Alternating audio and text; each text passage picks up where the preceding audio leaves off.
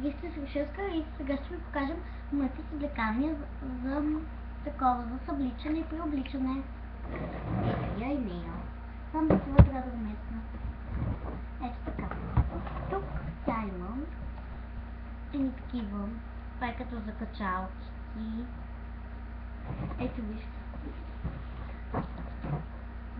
Взела съм чакичка. Робейката. Закачалка, примерно.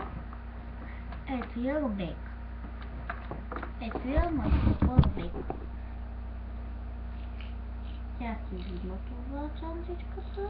Се влиза. Тик, тик, тик, тик, тик. Ало, ето къде да си остава. Аз се виждах.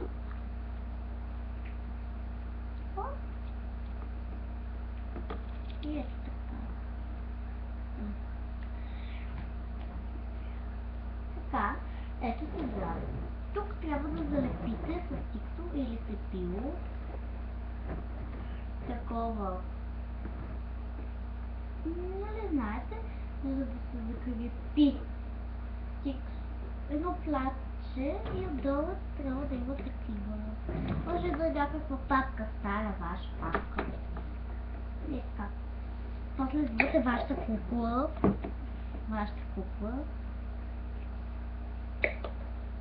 И ето така я слагате. И покриваме. Ето така. Не се вижда. Примерно Рушел иска да се преоблече. Та-да!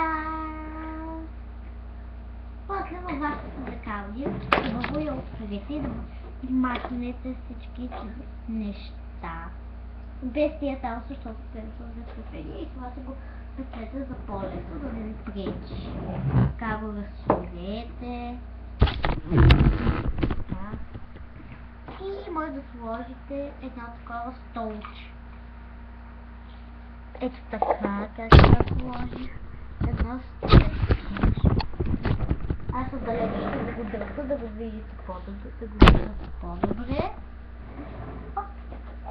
Чакайте, трябва да буклучета. Да сложите ето като закачалка, може да използвате някаква стойка. Това го вътре, за да видите право. После в съблекалието сложете с нещо с поличка, дрежка, каподешка, чанта, вашата кукла и някаква възглавничка. После така.